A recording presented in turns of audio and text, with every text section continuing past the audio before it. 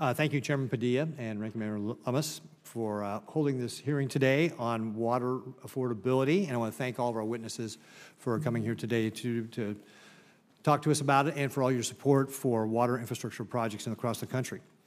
I have heard from Nebraskans who have concerns about the costs that local water utilities and ratepayers will bear with regard to PFAS monitoring and remediation. I understand the importance of making sure we have clean water for everybody, but the concerns, especially for the cost burden in our rural and more remote water utilities.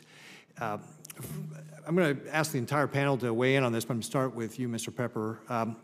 What tools would be helpful for testing and compliance, especially to water infrastructure in rural and remote communities? What are some of the things that these communities could look for? Well, as far as testing goes, and thank you, Senator, for that, the access to additional labs would be one thing that we can use that would allow for more appropriate or quick testing, so we know where we are. PFAS is a new animal. It's been around for a long time, but the testing is not where we'd like it to be yet.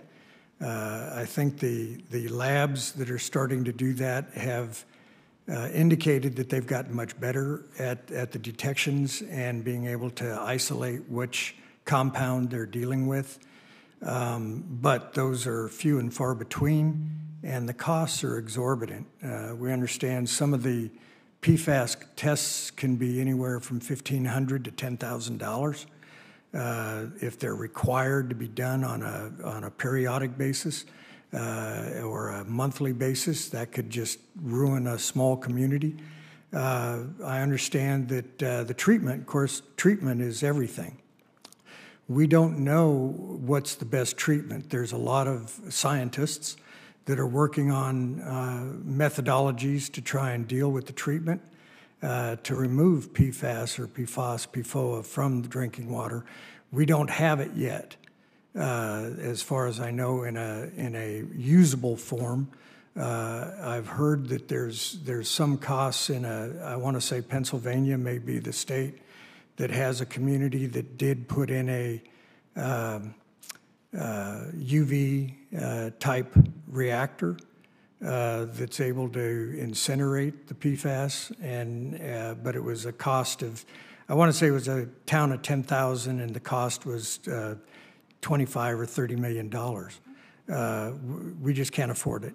So we need a lot of R&D in testing and in treatment. Thank you, Mr. Pepper. Ms. Menard? Thank you for that question, sir. One of the things that's going on in Santa Cruz as we're making this massive sort of generational reinvestment in our water system is we are working on a major water treatment plant upgrade. Our treatment plant is from 1960. It hasn't really had major money put in it since before the 86 amendments to the Safe Drinking Water Act. So it does its job now, but it's not going to be the water system, water treatment process for the future.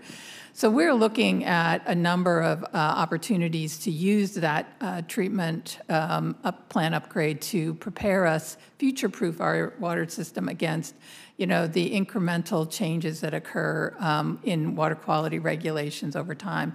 PFAS is one of the issues we're looking at. Obviously, disinfection byproducts is another one that we're working on.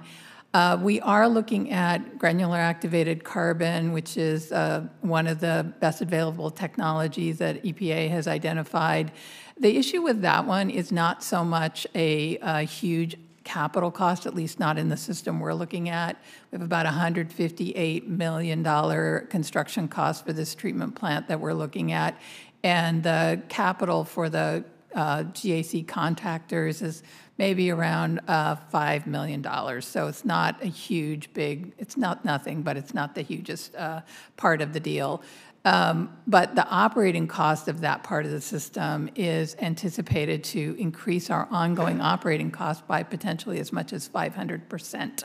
So that is a big issue for us, and I think that one of the things that we're all looking at as we look at these really tiny numbers is how do we best balance that question of what to do with the treatment process versus how to make sure that we don't put so much treatment in place and then drive our operating costs, which go on forever, up to a place where